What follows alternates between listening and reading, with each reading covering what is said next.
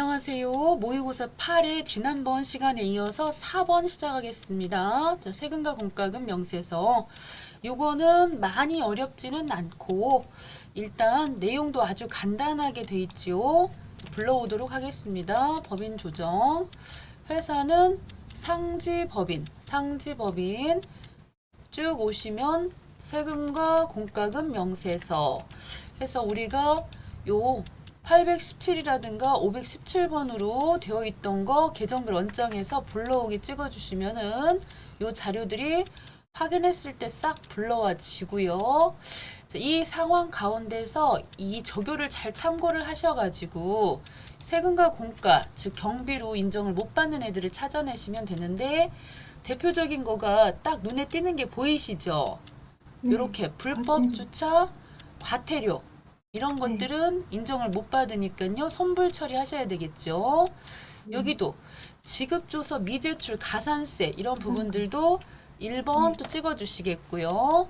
그런데 중간에 보시면은 이 가산세 말고 연체료라고 하는 게 나오는 부분이 있어요. 그 연체료는 가산세는 요 손불로 처리하지만 연체료는 저는 이렇게 외우고 있어요. 여기 뒤쪽에 보니까 전기요금 연체료라고 해서 여기 하나 보이는데 연체는 돈이 없어가지고 오죽하면 연체했겠나 싶어가지고 이건 봐주는 거예요. 그냥 그렇게 이해를 하고 있어서 전 연체료는 손불 처리 안 하는 걸로 이해를 하고 있거든요.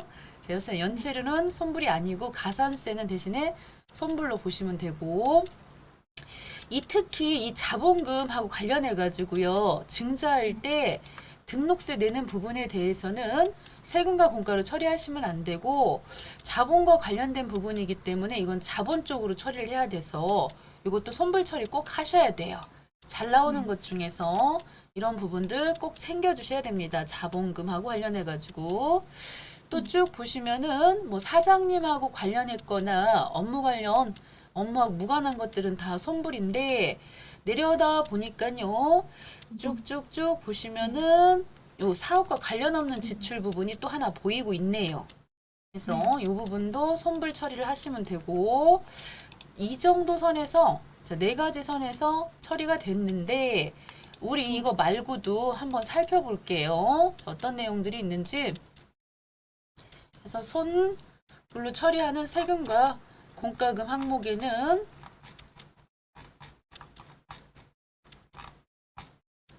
여기 지금 보니까는 이렇게 벌과금 성격에 있는 애들은 벌과금 이미 얘네들은 나갔어요. 세금 성격으로 밖으로 나갔기 때문에 기타 사유 유출로 소득 처분하시고 사업과 관련이 없다. 그런 것들도 기타 사유 유출 대표하고 관련이 있으면 상여 주주하고 관련되는 것은 배당 그리고 방금처럼 자본하고 관련되는 거는 기타로 소득 처분하시면 되는 거고 교통위반 범칙금 과태료 또 대표이사니까 여기 방금 보셨던 대표이사는 상여죠.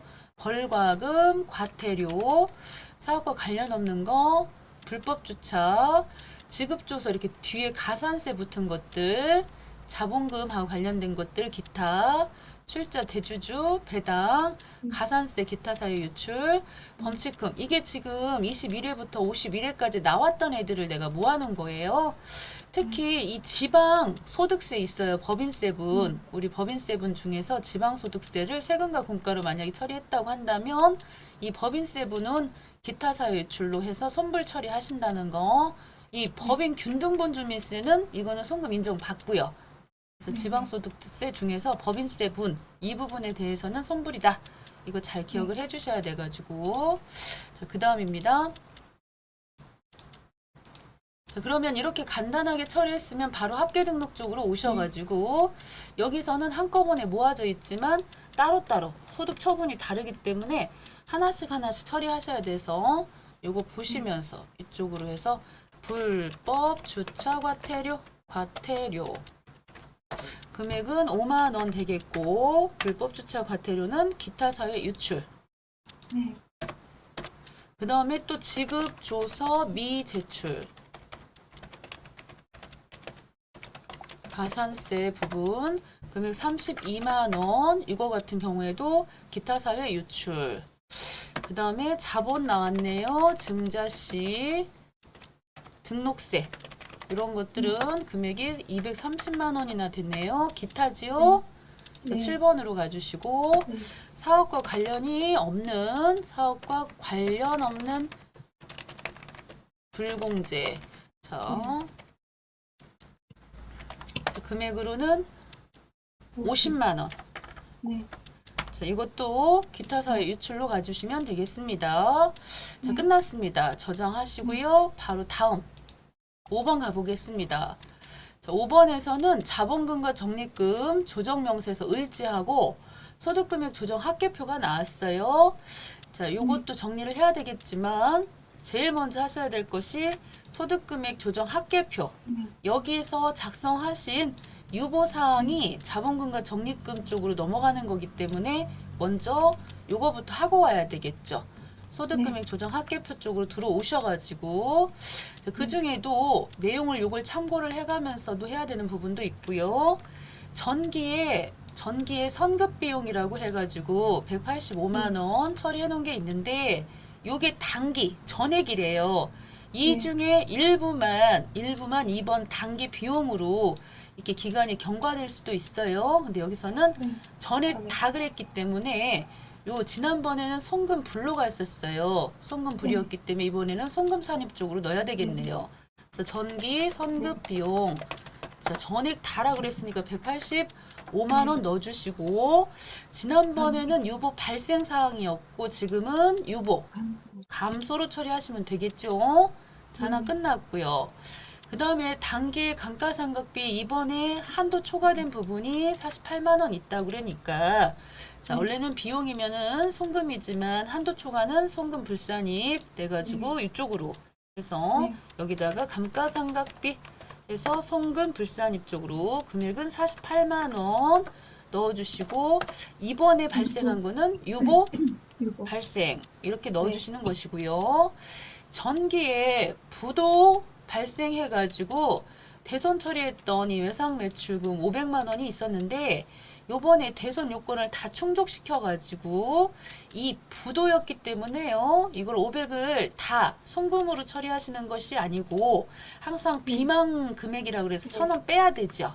그래서 1,000원 빼시고요. 여기도 외상 매출금 중에서 500을 딱 빼시면 안 되고 499만 9천 원으로 그래서 1,000원은 남겨놓고 이것까지 다 빼버리면 흔적 자체가 없어지기 때문에 1,000원 그대로 두시고 지난번엔 유보 발생이었으니까 이번에는 유보 감소로 처리해 주시는 것이고요.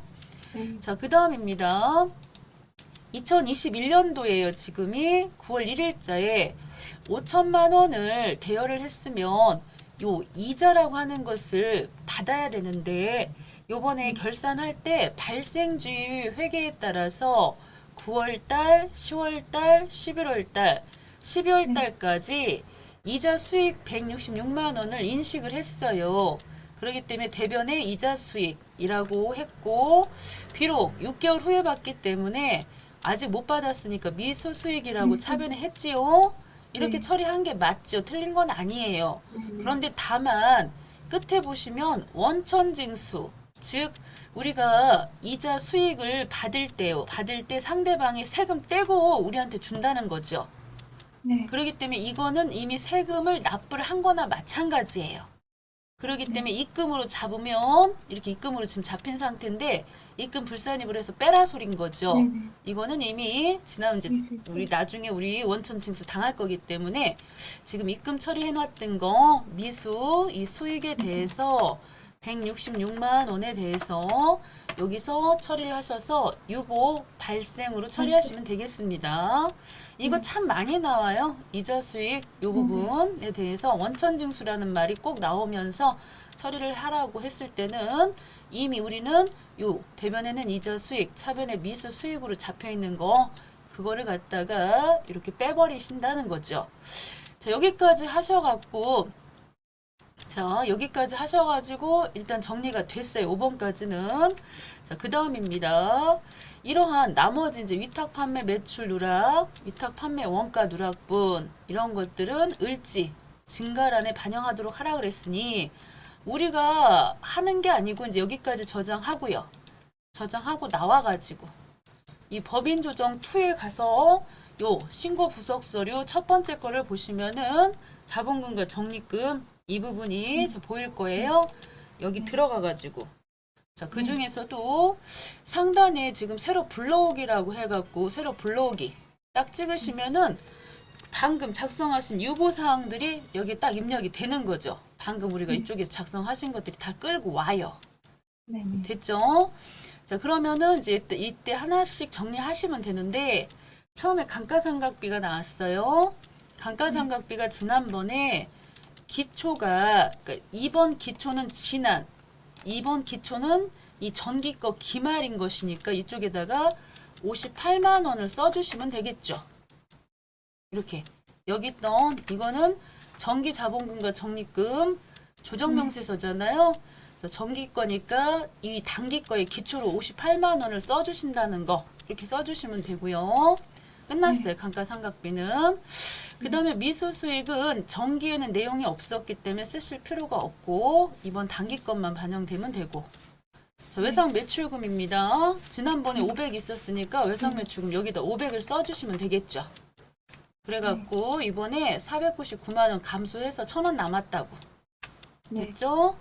그 다음에 이 위탁 판매 누락분이나 원가는 이 잘 반영이 됐으니까 된 거고요. 전기 선급 비용은 여기 지금 보니까 185만 원 있었어요. 전기에. 이번에 단기 거에 다 비용 처리가 됨으로 인해서 이 기말 잔액은 하나도 없어요. 됐죠? 그 다음에 이제 퇴직급여 충당부채도 지난번에 1200 해서 여기 1200이 이 짝으로 오겠지요. 이렇게 해서 1200 써주시고 별다른 언급이 없었으니까 이 내용 중에 없었으니까요. 이렇게만 써주시면 끝나는 거죠. 끝났어요. 이렇게 해서 자원기본 자본금과 적립금 조정명세서 을지 참고해갖고 단기분 거 반영하고 끝내는 겁니다. 됐죠? 네, 저장해 주시고요. 이제 구회로 가볼게요. 저 회사 바꿔가지고 구회로.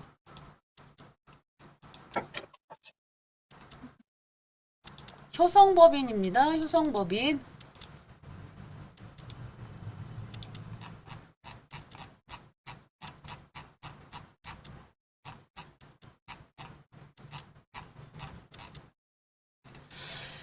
효성법인에서는 수익금액 조정명세서가 나왔습니다. 이 수익금액 조정명세서도 굉장히 잘 나오는 것이고요. 자, 그 중에서도 전기 자본금과 적립금 조정명세서 이 부분 내역서가 이렇게 보이고 있어요. 자, 위탁 판매 매출 1,000만 원, 위탁 판매 원가 자, 마이너스 800만 원 정리된 게 보이고 자, 내용을 한번 볼까요?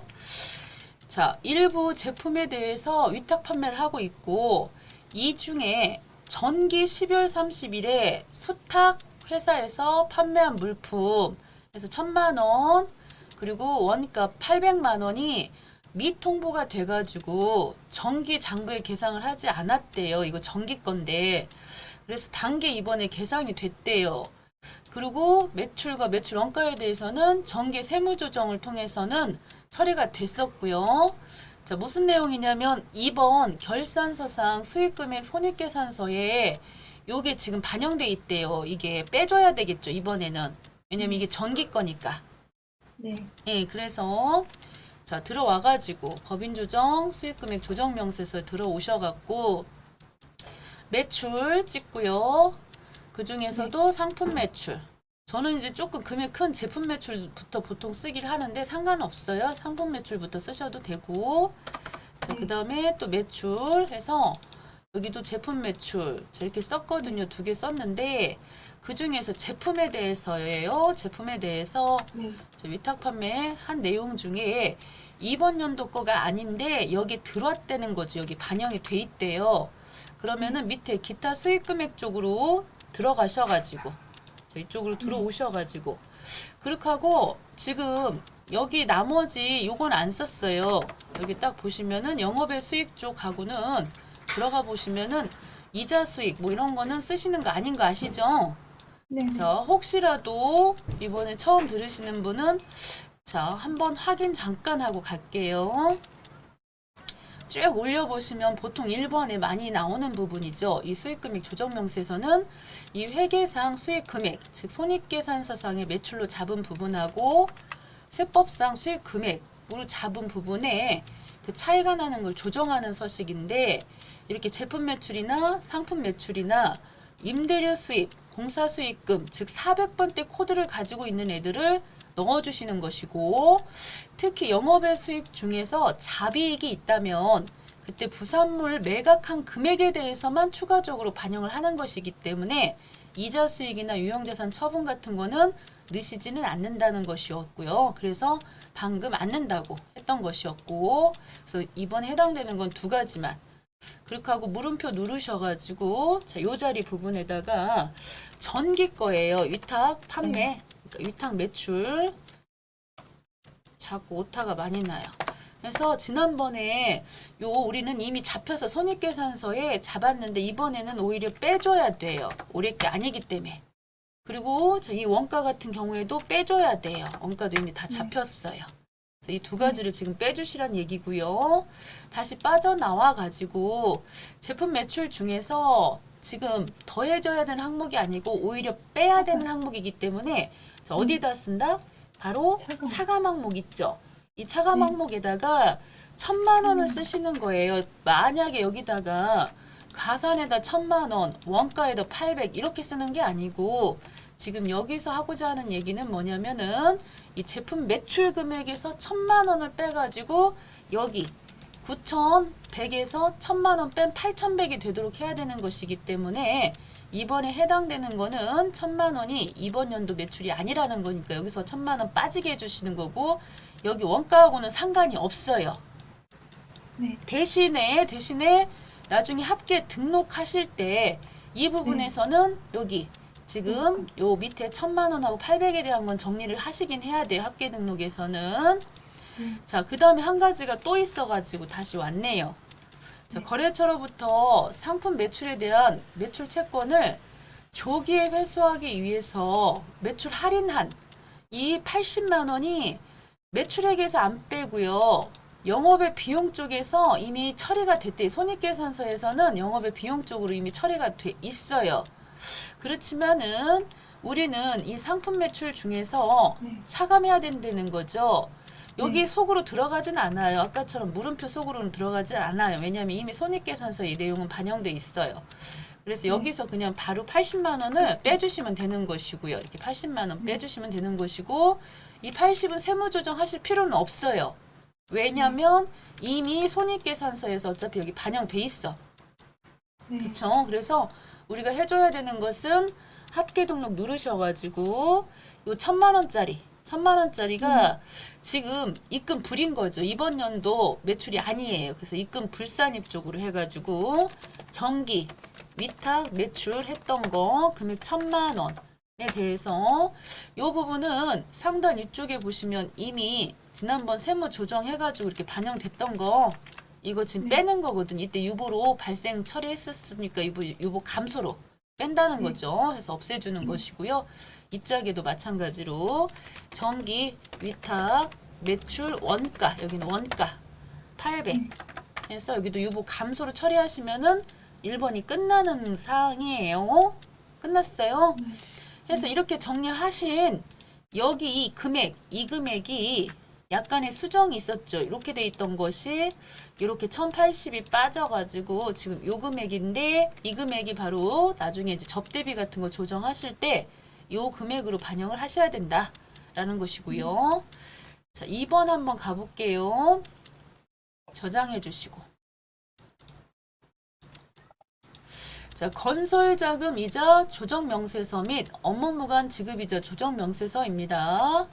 자, 우리가 지금 본사 사옥을 신축을 해요. 이렇게 큰 공사를 할 때는 내가 가지고 있는 돈만 가지고는 공사가 힘들어서 외부 기관에서 이렇게 자금을 대출을 해갖고 오겠죠.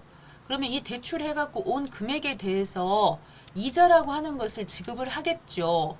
그랬을 때 그 이자에 대해서는 요렇게 이자 비용으로 처리하면 안 되고, 이런 것들은 이 건설 중에 있는 자산이나 이런 식으로 해서 그 속에다 합쳐야 되죠. 네. 비용 처리하시면 안 되는 부분이거든요. 그래서 지금 이걸 정확하게 계산하기 위해서 하는 서식이고, 쭉 오셔서 맨 밑에 있네요. 건설자금이자 조정명세서. 자, 찍고 들어오시면 그 중에서도 이제 서식이 순서대로 1번, 뭐 2번, 뭐 이렇게 순서가 있는데 우리는 1번부터 하시면 돼요. 이름은 본사 사옥 신축공사예요. 여기다가 본사 사옥 신축공사라고 써주시고요. 자, 대출 기관은 우리은행에서 대출을 했습니다. 우리은행. 차입은 현재 2021년도 10월 19일자 차입을 했고요. 그 금액은 3억입니다. 300 더하기. 자, 이자율은 밑에 보시면요. 5%라고 돼 있어서 5%로 그랬을 때 단기 지급 이자 부분에서 여기를 잘 계산을 해야 되는데 요 중에요. 이 3억. 여기 지금 보시면은 단기 이자 지출액이 지금 120만 원 지금 이렇게 돼 있다고 그래가지고 이거를 120만 원 이렇게 잡으시면 안 되고 지금 요 50%가 공사 대금으로 쓰고 있고요. 그리고 또 50%는 운영자금으로 쓰고 있다라고 이렇게 돼 있어요. 그러면 이 단기 이자 지출은 비록 120이었지만 여기 우리 공사하고 관련한 이자는 120의 반절인 60만 원을 쓰셔야 된다는 거 요거 좀 주의를 하셔야 돼요. 단기 지급 이자를 120 잡아버리면 안 된다는 거. 요거 이렇게 좀 잡아주시겠고요. 자, 그 다음에 자, 이때 이제 이렇게 잡았는데 잘 보셔야 될 게 앞부분이 8번이 그럼 틀리게 되네요. 8번 금액도 자, 어떻게 돼야 되느냐면 이 전체적인 총 공사 금액은 3억이지만 그 중에 이 우리은행에서 돈 빌린 거는 1억 2천을 빌렸구만요. 그렇게 하고 그 중에 50%가 공사 대금이었기 때문에 여기도 6천만 써야 돼요. 여기 6천만. 그렇게 하고 6천에 대해서만 이렇게 60만 원 계산하시면 되는 것이고요. 자, 그 다음에 준공 예정일. 여기 자료가 다 있어가지고 준공 예정일은 2023년도 10월 31일. 그리고 건설자금 이자 계산 일수도 여기 다 나와 있죠. 73일이라고 알려줬죠. 그래서 여기도 73일로 찍어주시면 되겠고, 그리고 건설자금 이자 계산 대상 금액은 결과적으로 60만 원인 거죠. 앞에서 이미 다 그리고 계산하고 왔기 때문에 여기 60만 원 이렇게 넣어주시면 됩니다. 120 중에서 50%에 해당하는 부분이 건설자금 이자다라고 이렇게. 그래서 이 건설 자금하고 관련되는 내용을 여기다 쓰시는 거거든요. 이런 거 제가 아까 총공사대금 이런 걸 썼는데 이건 잘못된 거예요. 자, 이렇게 쓰셨죠? 네. 자, 그 다음에 상단 위쪽으로 올라오셔가지고 공사가 진행 중에 있어요. 완공 2023년이기 때문에 여기는 건설 중인 자산 부분에다가 여기다가 쓰시면 돼요. 금액은 60만 원. 이렇게. 해서 밑에 건설 중인 자산분에다가 60만 원을 써주시고 그 다음에 이제 이거하고 연결해가지고 우리가 해줘야 될 거가 이 업무무관 지급이자 조정을 결국은 해야 되는 것이거든요. 이 건설자금 이자가 업무하고 무관한 지급이자 조정명세서라고 하는 이쪽하고 관련이 있어가지고 저장 딱 해주시고 여기선 조정하는 건 없으니까요. 그 다음에 이제 바로 업무무관 지급이자 이쪽으로 들어오셔서 세트 문제로 많이 나오죠.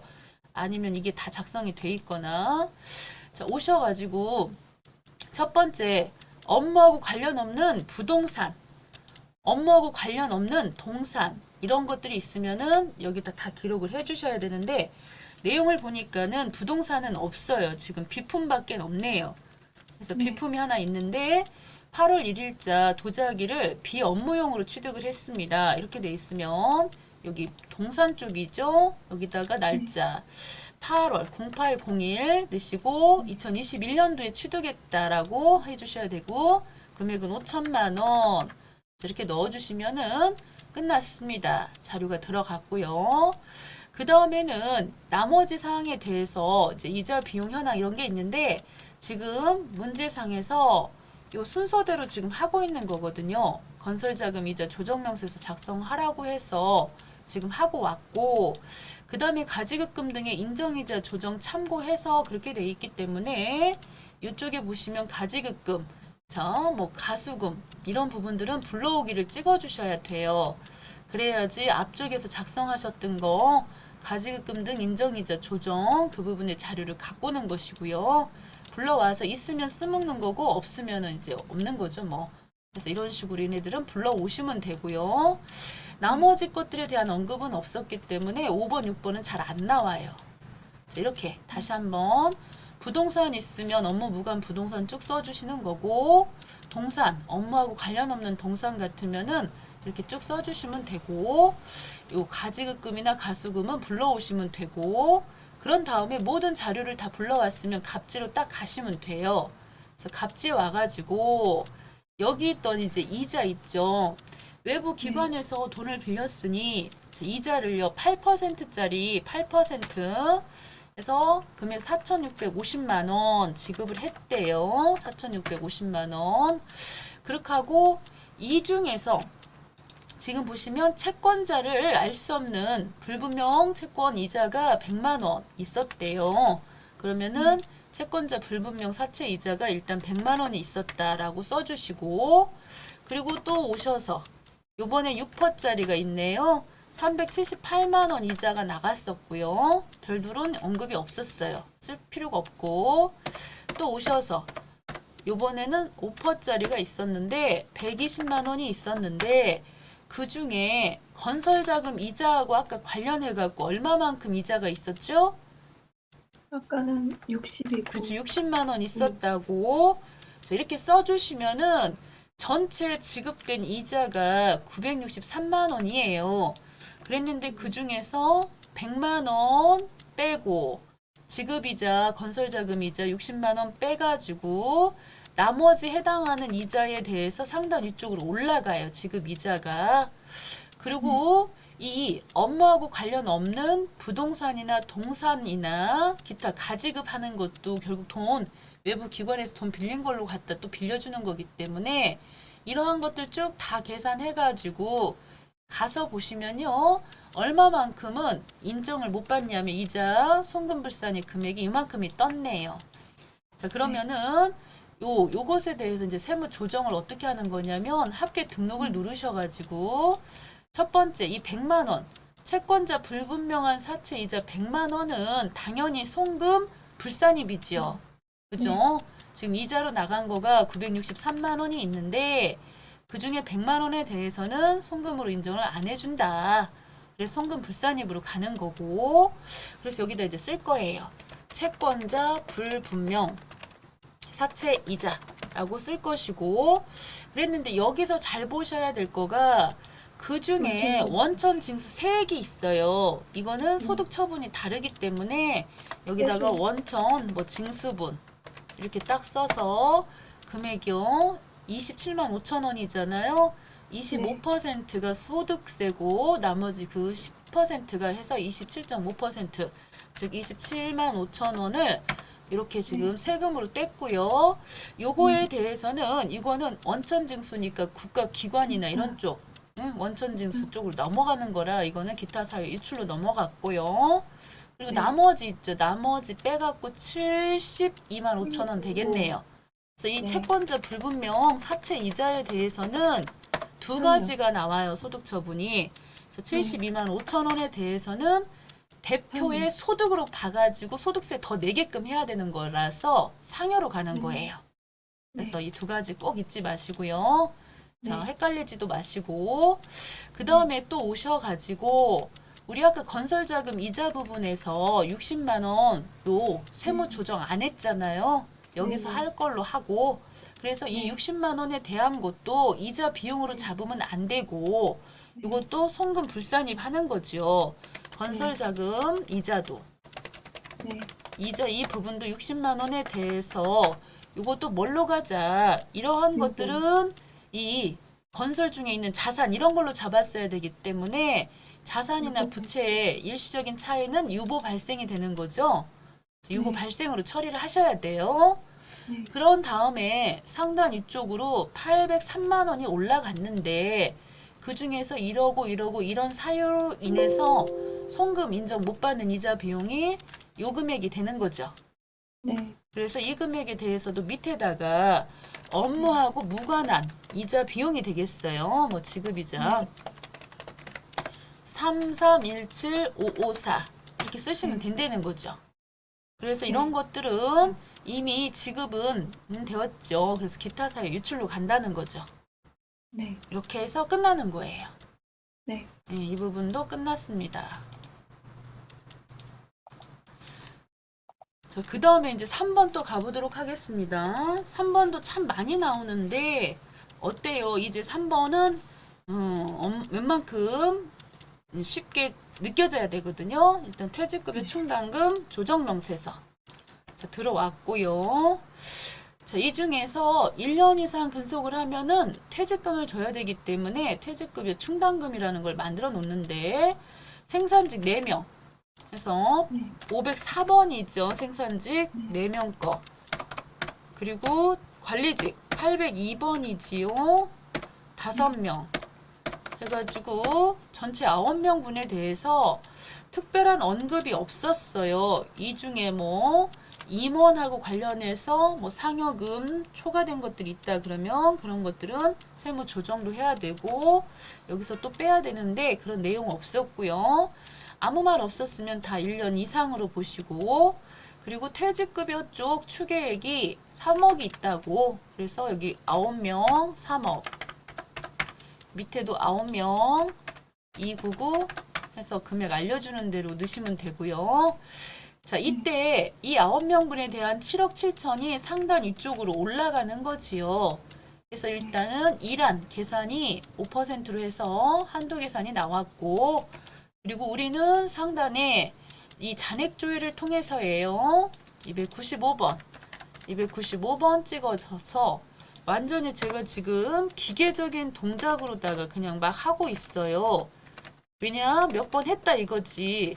그래서 275 빠바방 넣으시고 이 감소 부분 2,500 있었고요. 그 다음에 나머지가 기말이 되겠네요. 3억. 자, 이런 메모를 좀 했고요. 네. 자, 와서 기초는 여기 5천이 들어있고요. 그 다음에 이 증가 부분은 항상 회사 계상액, 회사에서는 2억 7,500 회사 계상 넣고요.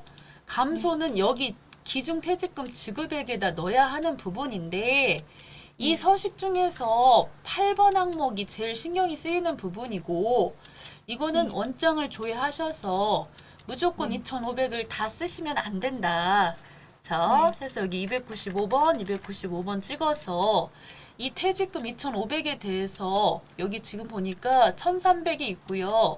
1,200이 나눠졌네요. 그래서 어떤 내용인가 하고 봤더니 차변 쪽에 퇴직급여 충당부채, 대변 쪽에 보통예금으로 나간 거가 1,300 있죠. 네. 그래서 이렇게 현금이나 보통예금으로 나간 거를 여기다 쓴다 그랬죠.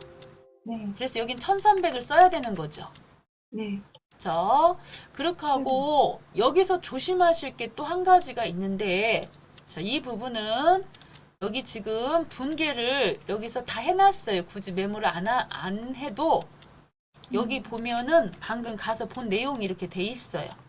2,500이 있었는데 그 중에 보통예금으로 1,300 있었고 퇴직연금 운용자산으로 1,200 처리가 됐다라고 이렇게 돼 있으면 여기다가는 일단 1,300을 적는다는 거. 그리고 기초 충당금 부인 누계액은 매번 알려주는 거죠. 요거. 2,000. 그래서 정기자본금과 적립금 조정명세서에 2,200 보이시는 거가 전기에 부인당한 거니까 충당금 부인당한 거니까 2,200을 쓰시면 되죠. 네. 그러면은 모든 서식은 작성이 끝났고요. 자, 그러면 우리가 여기서 뭐 이해를 돕기 위해서 요즘에는 이 퇴직급여 충당 부채를 사내에다가 유보를 하게 되면 하나도 비용 인정을 못 받는다. 그래서 여기 상단에 있던 1안과 즉 3번이죠. 이거하고 2안과 둘 중에서 적은 금액이다 보니 한도가 하나도 여기 인정받는 게 없어요. 그런데 회사에서는 이만큼이나 회사 계상을 했기 때문에 결국 한도 초과라고 하는 걸로 세무조정이 2억 7,500이 나오더라. 그래서 회사에서 잡은 거는 다 뭘로 처리한다? 송금 불산입 처리를 하게 되는 거죠. 그래서 여기다가 넣으시면 되겠습니다. 여기다가 해서 퇴직 급여 충당금 한도 초과한 거 이치로 빠방 넣어주시고요. 얘네들은 유보 발생이 되는 거예요. 그런데 여기서 이제 조심하실 게 이렇게 유보가 발생됐으면 언젠가 감소를 해야 되죠. 네. 계속 유보 발생만 있고 쌓이기만 하면 안 되잖아요. 그럼 언제 유보 감소가 되느냐면 바로 이런 경우가 되는 거죠. 지금처럼 요 퇴직급여 충당 부채로 차변에 2,500 뺐죠. 네. 그랬는데 대변 쪽에 퇴직연금 운용자산이라고 그래서 1,200 나갔죠. 네. 자, 이렇게 나간 부분에 대해서 이 1,200에 대해서는 이거를 유보 감소로 여기서 이제 처리하실 수가 있게 되는 거예요. 지금 첫 분계가 굉장히 어떻게 보면 의미가 있어요. 그래서 퇴직급여 충당금 이 퇴직연금으로 지급했을 때 그때만큼은 지급분에 대해서는 1,200인 거예요. 1,200. 1,200에 대해서는 유보 감소로 해가지고 드디어 송금 산입 받을 수가 있게 되는 거예요. 이 분계를 보시고 이해하셨을까요? 어려워요. 네. 어려워요. 네. 다시 한번 보세요. 이 부분 우리가 이거 작성까지는 하실 수 있겠죠? 네. 네. 그렇게 하고서 들어와서 보시면은 뭐 한도 초과 부분 뜨는 것은 송금 불산입으로 처리하는 것도 아시겠죠? 네. 그래서 이렇게 회사에서 퇴직급여 충당부채로 잡은 것에 대해서는 비용으로 하나도 인정을 못 받기 때문에 송금불산입 처리하고 현재로서는 유보 발생인데 그럼 얘가 언젠가 없어져야 되죠. 감소를 해야 되죠. 그 감소가 어떠한 감소가 되느냐면 이렇게 퇴직급여 충당부채로 잡아놨다가 실질적으로 퇴직연금 운용자산이라고 하는 걸로 없어졌을 때는 그때는 지대로 이렇게 인정을 비용을 받을 수가 있게 되는 것이고 이때 발생이었으니 감소를 처리하신다는 거죠. 네. 이것까지 확실하게 알아둬야 돼요. 네. 끝난 거예요. 여기까지. 자, 네. 그러면은 저 밑에 이제 퇴직연금 부담금이 원래 이렇게 세트로 안 나오는데 이건 모의고사라서 나왔어. 이것까지 나와주면 완벽하게 정리가 되겠지요. 자, 이것까지 해버립시다. 원래 얘네들은 연결돼 있잖아요. 여기 밑에 보시면 둘 중에 금액 큰 거 3억 있죠. 네. 그거를 가지고 3억을 가지고 바로 밑에 오셔갖고 퇴직연금 부담금 조정명세서로 온다는 거죠. 네. 여기로 들어와요. 그러면은 3억이 상단부에 들어와 있지요. 네. 예. 그렇게 하고 여기서도 상단부에 있던 이 원장 잔액조에 오셔가지고 코드번호 198번이 있잖아요. 퇴직연금 운용자산은. 그래서 네. 이렇게 198번으로 들어와서 기초가 3,700. 그 다음에 증가금액이 이치로 빠바방 감소가 1, 2 이렇게 되고요. 자, 기말이 3억입니다. 자, 일단 메모를 했어요. 자, 그렇게 하고 나왔어요. 자, 첫 번째 기초퇴직연금 예치금은 3,700이 있었다고 하니 3,700 쓰시고요. 네. 중간에 퇴직연금 예치금 등 수령 해약 했던 부분은 네. 감소 부분을 말하는 거예요. 그래서 네. 1,200. 이번에 단기 퇴직연금 예치한 납입 금액은 2억 7,500. 쓰시면 3억이 딱 떨어지지요. 네. 끝났습니다. 아래쪽은 이거 보고 그대로 넣으시면 되는 거고 그 다음에 항상 14번 항목이 나와요. 그래서 여기 보시면 퇴직연금에 대한 정기말 신고 조정행한 송금 산입액 3,700만 원 있다고 이렇게 알려주거든요. 그럼 네. 기초퇴직연금이 곧 정기말을 말하는 것이고요. 송금 산입액은 3,700이 있었다고 쓰시면 되고요. 네. 그리고 이런 얘기 언급이 있으면 여기 자료 보고 넣는 것이고 없으면 지나오시고 기중퇴직연금 수령 및 해약액은 밑에 있었던 이거하고 똑같은 금액이니까 1200 쓰시면 되고요. 네. 됐죠? 자, 여기까지 쓰시고 이 서식에서 제일 신경이 쓰이는 부분이 바로 4번이에요. 네. 4번만 잘 챙겨주시면 이것도 끝나는 건데 말 그대로 여기 뭐라고 써있다. 단기말 현재 퇴직급여 충당금 부인 누계액 이렇게 써있죠. 네. 그러면은 이거를 쉽게 찾을 수 있는 방법은 바로 옆에 제가 안 닫고 기다렸잖아요. 네. 이 퇴직급여 충당금 부인 누계를 찾으라고 했으니 기초에 얼마만큼 부인됐어요? 2200. 예, 그리고 이번에 회사에서 충당금 네. 저기 했는데 이것도 부인된 거잖아요. 한도 초과됐다고. 네. 그래서 이 네. 두 개를 일단 더하는 거예요. 공식이. 네. 됐죠? 그렇게 네. 하고 한 가지 이제 빼주셔야 돼요. 빼기만 네. 잘 하시면 되거든요. 네. 그랬는데 빼야 될 때 뭘 빼야 되느냐면 자, 이렇게 한글 파일에 가서 보시면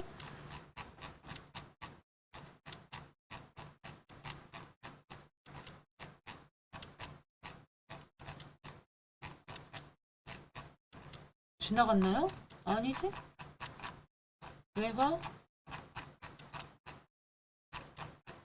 지나갔나? 지나갔나? 잠깐만요. 응?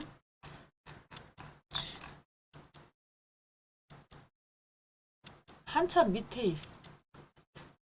얘네들이 세트니까 같이 묶어놓고 싶어도 여기 순서대로 하다 보면은 여기잖아요. 방금 이거거든요, 이거. 그래서 이 내용이 바로 4번에 들어갈 단기말 부인 누계 계산하는 공식인데 금방 네. 기초 거 했고요.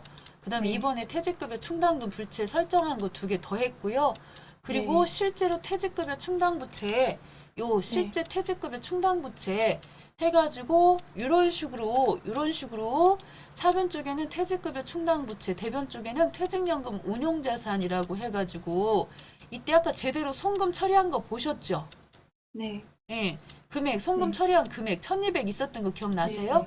네. 예, 1200. 그거 빼는 거거든요. 네. 다시 한번 이 단기말 부인된 금액을 구하는 거기 때문에 여기 기초에다가 기초 부인된 거에다가 단기에 설정한 거 2개 더해서 걔네들은 부인된 거 맞고 그 중에서 이렇게 처리 차변의 퇴직급여 충당부채로다가 처리된 거 그랬을 때 대변 쪽에 퇴직연금 운용자산으로 처리된 것만 우리가 송금으로 인정받아서 유보 감소 처리되는 것이기 때문에 걔는 인정받았으니까 빼라 소리예요. 네. 그렇다고 한다면 여기 오셔가지고 자 금액 2200에다가 더하기 275 000에다가 빼기 1200 이 1200이 어떠한 1200이냐면 방금 보셨던 이쪽에 네. 뭐 잔액조회 원장조회 하셔도 되고요. 그래서 198번으로 뭐 하셔도 상관없고 이렇게 295번으로 하셔도 상관없고 요 금액을 말하는 거거든요. 요 1200에 대해서 뺀다는 거죠. 그래서 빼갖고 계산기 잠깐 써보면 275 그래서 2억 8,500이네요. 그래서 이 자리에다가 2억 8,500을 쓴다는 거죠. 이거 어렵게 생각하시면 안 되고 핵심 네. 포인트만 딱 집어서 정리하시면 되겠죠. 네. 자, 2억 8,500을 썼어요. 네. 그러고 나서 이제 합계 등록에 들어오셔서 자, 네. 그 중에서 이번에 송금으로 산입할 수 있는 금액 있죠. 자, 네. 퇴직연금 불입된 금액. 연금 불입 금액 중에 2억 6천에 대해서는 송금으로 인정을 받고 유보 발생이 됐고요. 자, 그 다음이에요. 여기서도 마찬가지인 거죠. 여기서도 항상 이렇게 유보 발생이 있으면 언젠가는 뭐가 있어야 돼요? 감소가 있어야 되죠. 네. 그 감소는 방금처럼 여기 1200 차변의 퇴직급여 네. 충당부채, 대변의 퇴직연금 운용자산이라고 해가지고 처리된 부분에 대해서 이 반대편으로 해서 걔는 퇴직연금 지급액. 왜냐면 여기서는 다 송금 무조건 사외에다가 이렇게 연금 들면 송금으로 100% 인정을 받고 그 중에서 일부 이제 사용하게 되면 지급된 1200에 대해서는 유보 감소를 뺀다라고 하는 거가 마무리 깔끔하게 되는 거예요. 이렇게. 네. 해서 네. 마무리가 된 거죠. 끝났어요, 여기도. 네. 여기까지 확실하게 알아둬야 끝나는 거예요. 네. 그래서 모의고사 9회나 와야 여기 확실히 다 두 개를 같이 해볼 수가 있어서 마무리가 잘 됩니다. 네. 네, 저장하고요. 자, 5번 가볼게요. 가산세. 자, 가산세도 참 잘 나오는데요. 3만 원 초과 지출에 대해서 정규 지출 증명서 미수치 내역입니다. 자, 이때 요구하는 정규 지출 증명 서류를 수치를 했다고 돼 있어요. 그러면은 요것에 대해서 영수증 수치명세서와 경비 등 송금명세서는 정상적으로 작성돼 있다. 보통의 경우는 회계 쪽에 일반 전표에다 돈 나갔으니까 넣고 영수증 수치명세서 쪽에 있어야 맞아요. 그렇게 되면 여기 있으면 우리가 할 일은 자 법인조정 2에 보셔가지고 가산세 계산하는 이 자리에 오셔가지고 상단에 불러오기 찍어주시면은 방금 작성 위에 회계 쪽에서 하셨던 거 해서 이쪽에 반영되는 금액이 끌고 와야 맞는데 없잖아요. 그렇다면 우리가 여기서 이제 파악을 해야 돼. 180만 원짜리는 원천징수 대상 사업소득으로서 적절하게 원천징수 세액을 신고납했으니까 문제가 안 되겠고요. 네. 도서 인쇄비 같은 경우는 서적이고 구입을 하고서 계산서 받아야 되는데 영수증 수치했으니까 얘는 문제가 되는 거죠. 이거는 가산세 물어야 되고요. 수수료 비용 같은 경우는 뭐 간이과세자의 공인중개사 수수료 송금했으므로 송금 명세서까지 정상 작성했기 때문에 우린 여기다가 80만 원짜리만 제대로 된 영수증 안 받았다고 하시면 2% 세금 계산해서 16,000원 가산세가 붙었죠. 네. 끝난 거고요. 이런 류의 문제가 꼭 나오는 거고. 그 다음에 이제 이 부분이요.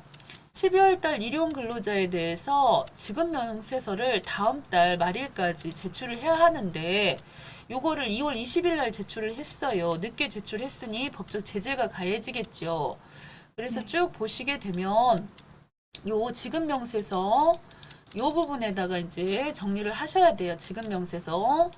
만약에 이제 제대로 지금 같은 상황에서는 요 지급 명세서 중에 일용직 같은 경우에는요 하도 직원이 맨날 바뀌어요. 일용직은 수시로 바뀌기 때문에 다른 애들은 보통 1개월 이내 신고 안 하면 그러니까 1개월 이내 신고하도록 유도하기 위해서 가산세를 50% 할인해 주거든요. 감면해 주거든요. 1개월 이내 신고를 했을 때. 근데 이제 일용직 같은 경우는 3개월까지도 3개월 안에만 해라. 그러면 50% 감면해 주겠다. 이제 이렇게 꼬시거든요. 그래서 지금 여기 보시면은 얘는 1월 31일인데 좀 늦었네요. 2월 20일. 그러면은 여기 쪽으로 가시면 돼요. 요 지급 명세서 여기 요 항목에다 넣으시면 돼요. 여기 항목에다가요. 그랬는데 만약에 3개월이 넘었을 때는 이쪽으로 가시는 거예요. 3개월이 넘었을 때는 좀 요율이 세져요. 그래서 3개월이 넘었을 때 이거 잘 구분해 주시고 우린 지금 이 짝으로 와야 돼요. 그래서 1,000만 원을 여기다 넣으시고요. 그 중에서 여기를 또 잘 보셔야 될 게 이게 3개월 이내 신고를 하면 50% 감면을 받죠. 네. 그러면 현재는 만분의 25지요. 근데 여기는 이제 만분의 12.5 요거 2번으로 여기다 딱 찍어주세요. 2번으로 이 자리에다 놓고 2번 딱 찍으시면은 50% 감면된 세금 12,500원이 뜨는 거예요. 네. 됐죠? 자, 이렇게 하셔가지고 전체 28,500원에 대해서 자, 계산을 해서 저장을 하시고 오셔서 여기 법인세 과세표준 세액 조정 자, 오셔서 불러오기 딱 찍어주시면은 이쪽에 28,500원 가산세가 반영됐다는 거죠. 네. 됐죠? 자, 이제 10회로 가요.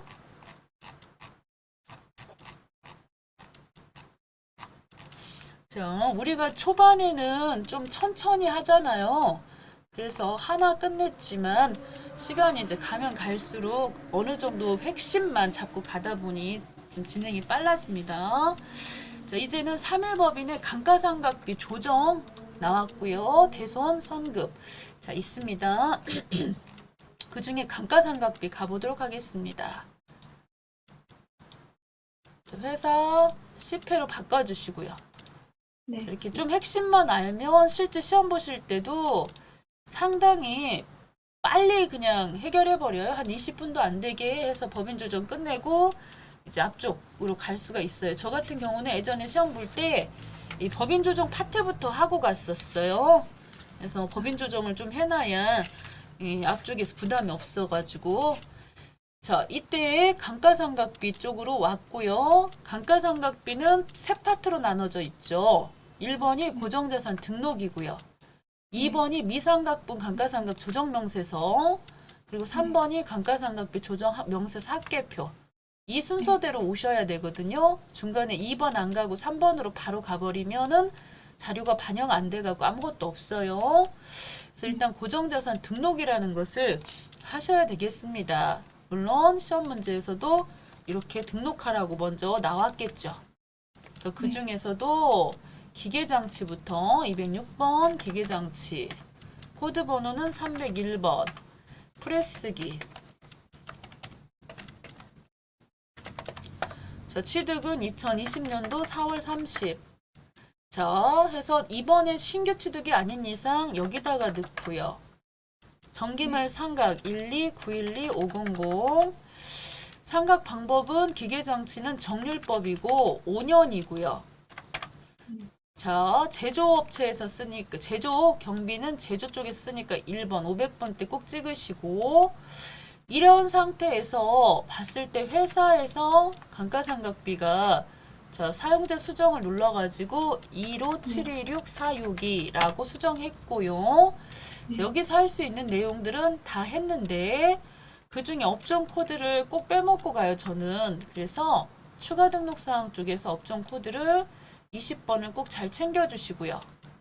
네. 다시금 오시고 밑에를 봤더니 전년도에 감가상각 시인 부족액, 지난번에 감가상각 조금 금액이 부족하게 시인 부족액이 400만 원 있었는데 단기에 다음과 같이 회계 처리를 했대요.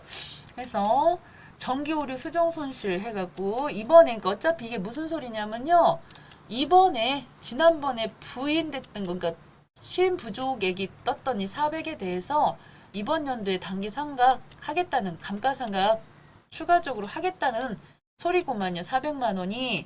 그러면은 이 회사 계상 상각비 있죠. 이 금액이 지금 현재 1,500으로 우리가 이렇게 했지만 방금 그 400만 원에 대해서 이번 연도 단기에 감가상각 누계로 잡는다는 소리는 여기다 400을 더 추가하겠다는 소린 거거든요. 이걸 빨리 알아들어야 돼요. 그래서 그러면은 19726-462로 이번 연도에서 회사에서 400을 더 추가해가지고 회사 계상 상각비를 잡은 거죠. 일단 이렇게 지금 잡았어요. 자, 이것까지 했고요. 그 다음에는 자, 조정하는 건 조금 후에 할 거고, 다시금 기계장치 302번 절단기 넣고요. 지금 10회라 조금 어렵구나. 자, 절단기 넣고 2020년도 5월 24일자 3000이고 12020 넣고 내용연수 5년이고, 그리고 여기는 제조니까 1번 넣고, 그리고 또 8108-980인데 정기 말에 감가상각 시인 부족액이 300이 있었다고 하면 보통은 정기말 부인요객 여기다가 이렇게 300을 쓰시거든요. 이렇게 300을 딱 써가지고 이렇게 밑에 단기 상각 범위 금액이 조금 이렇게 커지게 이렇게 만드는데, 아까 거는 직접 이렇게 반영을 해버렸다고 나왔었고요. 자, 그 다음에 여기서 또 한 가지 꼭 확인해 주셔야 될 게, 이 정기 자본금과 적립금 조정명세서를 보시면은 여기 이 금액이 바로 방금 밑에 있던 이 300인 거예요. 정기말 감가상각 시인 부인액이 지난번 300 있었다고 밑에다 굳이 이렇게 안 써주는데 이번에 써줬네요. 그러면 이거 보고 그냥 여기다 300 쓰시면 되는 거니까 이것도 처리된 거고, 이것도 금방 했죠. 자, 이렇게 작성하신 다음에 자, X 표시 눌러가지고 여기로 아까 금방 순서가 다음 순서가 여기였잖아요. 여기로 올 거고요. 근데 여기도 제가 업종 코드 20번 안 넣은 것 같은 느낌이 든다. 여기 아까 밑에 절단기 거 꼭 한 번씩 빼먹어요. 자, 그런 다음에 다시 와가지고 자, 여기서 이제 불러오기를 찍어주십니다. 불러오기를 찍어서 보시면은 이렇게 지금 들어가 있는 걸 볼 수가 있어요. 그랬는데 이걸로 보시는 건 복잡해서 이거는 그냥 나오시고 맨 밑에 있죠. 감가상각비 조정명세서 합계표를 찍어 보시면 이게 종류가 마침 기계장치 한 종류라 여기 다 섞여 있네. 그렇지 않으면은 각각 따로따로 자기 그 건물이면 건축물에 있을 건데 지금 내용을 봤더니요 이렇게 돼 있네요. 지금 상각 부인된 금액이 이 300만 원이 있어요. 아까 우리 400 잡은 거 있었잖아요. 이거 단기 걸로 해서 400 잡은 게 있었는데 지금 상각 부인된 게 아마 이쪽에 영향을 받아서 그랬고 시인 부족액 해서 시인 그동안 밑에 거 아까 금방 두 번째 거 시인 부족액 300 있었는데 그 중에 이만큼은 송금 추인을 받나 보네. 밑에 해서 자 기왕 송금 추인된 부분이 이렇게 지금 떴다고 우리 합계 등록을 딱 눌러보시면은 요 내용이 뜨기 때문에 우리는 이제 여기다 반영을 하시면 돼요. 기계장치 거 기계장치 부분에 대해서는 이제 아래쪽에다가 프레스기 여기가 지금 이 300에 대해서 프레스기인지 절단기인지 써줘야 알잖아요. 이건 프레스기 이거 프레스기 써도 이해하시죠? 네. 예, 프레스기가 아까 그 400을 추가적으로 우리가 감가상각을 많이 잡는 바람에 그 중에서도 300에 대해서는 요 송금 불로 처리되면서 유보 발생이 됐다. 그리고 이쪽에다가는 방금 절단기 부분은 지난번 전기 쪽에 삼각, 감가상각 부인 부분이 있어가지고 그 중에서 이번에 절단기 감가상각비 해서 송금 추인된 금액이 135만 3천 원. 이거 같은 경우는 지난번에 이미 유보 발생으로 처리됐던 거니까 유보 감소로 처리하셔야 된다는 거죠. 그 다음에 여기서 그냥 넘어가시면 틀리는 부분이 뭐가 있냐면요. 이 전기오류 수정 손실이라고 해가지고 요 부분 지금 400만 원 이렇게 잡은 부분 있죠. 네. 자, 이 부분에 대해서는 우리가 이거는 여기는 반영이 안 되고 있어요. 전기오류 수정 손실해서 이익잉여금 쪽으로 지금 잡아놨잖아요. 이익잉여금 쪽으로. 그래서 요거를 자본이잖아요. 이익잉여금이라고 하는 것은 자본 쪽에 지금 있는 거기 때문에 여기 다시금 우리가 송금 쪽으로 송금 산입 쪽으로 해가지고 요거를 여기다 잡아줘야 돼요. 전기 오류 수정 손실 이 부분 400만 원에 대해서는 자본 쪽이기 때문에 기타로 해가지고 요거까지 마무리 해주셔야 끝나는 거예요. 보통은 이렇게 안 하고 보통은 이렇게 분개 안 하고 아까처럼 이 400에 대해서 전기 시인 부족액이네 그러면 우리 아까 메뉴에 썼던 거 있죠.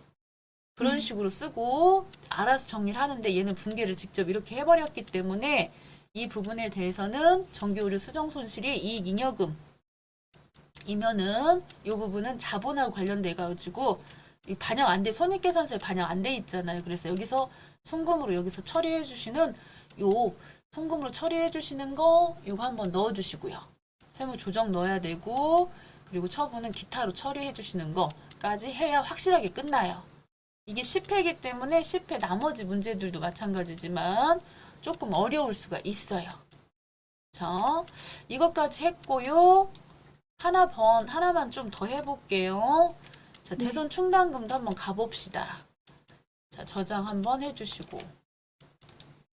충당금도 잘 나오는 부분이긴 해요. 대손 충당금도 자, 들어오셔가지고 밑에 대손금 이렇게 날짜 알려주면서 자, 아이고. 이 밑에 10월 1일 날짜 외상매출금에 대한 대손 충당금 알려주니까요. 10월 1일자 그래서 108번 외상매출금 대부분은 제품 매출 뭐 이런 식으로 쓰고 여기는 사유를 안 알려줬기 때문에 원점 조회하셔서 뭐 10월 1일자 108 해서 가보면 파산에 의한 대손 처리라고 돼 있죠. 200만 원. 그래서 네. 파산에 의한 대손 처리고 그 중에 충당금으로 잘 처리가 됐으니 우리는 네. 와가지고 파손이 아니고 파산 200 그리고 충당금으로 신 그래서 이렇게 쓰시는 거죠. 네. 여기까지 했고요. 자, 그 다음에 상단 위쪽으로 이제 올라와가지고 여기서는 외상 매출금하고 받으러움하고에 대한 것만 설정하기로 한다. 뭐 이런 식으로 맨날 써 있어요. 그래서 108번 딱 찍으시면은 알아서 자리 오고 110번 하면은 받으러움 따고 알아서 오고 그런 다음에 여기 지금 금액 들어가는 거는 전기 거하고 이번 단기 거하고의 대손금 부인 금액을 쓰시는 거니까 그 중에서도 정기에 이월된 예상 매출금은 단기에도 대손 요건 충족을 못했대요. 그래서 전기 거면 여기인 거죠. 자, 이렇게 네. 1,000만 원짜리 이번에도 못했어요. 그러면 네. 예상 매출금 여기다 1,000만 원 일단 쓰셔야 되겠고요. 그 다음에 어음 받으러움에 대한 거 할인 부분 이런 부분들은 할인 어음 부분은 충당금 설정 제외 채권이기 때문에 여기다 500을 또 써주셔야 되는 것이고요. 그래서 이 부분도 처리가 잘 됐고요. 자, 그렇게 되면은 지가 알아가지고 여기 지금 채권 잔액급 부분이 6억 1,500에 대해서 상단부 위쪽으로 올라가지요. 그래서 이 채권 잔액에 대해서 충당금 이제 한도 계산을 해야 되는데 한도액 계산을 해야 되는데 보통은 설정률로 해가지고 1% 이렇게 나오는데 오늘 거는 뭐라고 나왔어요? 이런 식으로 설정률은 100분의 1이고요. 그리고 실정률이라고 하는 거 둘 중에 유리한 걸로 요율이 센 게 더 많이 비용 받을 수 있기 때문에 우리가 직접 계산을 해야 돼요. 그래서 대손 실정률은 어떻게 계산을 하는 거냐면 보통은 잘 나오지는 않아요. 그래도 대부분은 시간 관계상 다 알려줘 퍼센테이지를. 그랬는데 아까 말씀드린 대로 10회다 보니 이렇게 지금 우리더러 계산을 해보라고 했는데요. 계산 공식은 이거예요. 그래서 대손 시인액 있죠. 그래서 이번에 이제 대손 못 받게 된 대손 금액이 분자고요. 그 다음에 밑에 이 외상 매출금 기초, 받으러움 기초, 그리고 정기 기자본금 적립금 여기 있던 이 기말 금액까지 그게 다 더해져 가지고 분모가 되는 거예요. 그래서 요거를 나눠 가지고 실적률이라고 하는 걸 계산을 하시는데 여기 우리 방금 200만 원 아까 있었죠. 10월 1일 날 외상 매출금에 대한 네. 대손 처리 네. 파산으로 해서 200만 원. 200만 원 일단 여기 분자가 되겠고요. 그 다음에 이제 외상 매출금 기초하고 받으러움하고 요 부분, 요 부분도 우리가 직접 이제 계산을 해야 되다 보니 부득이하게 자, 200만 원이 분자고요.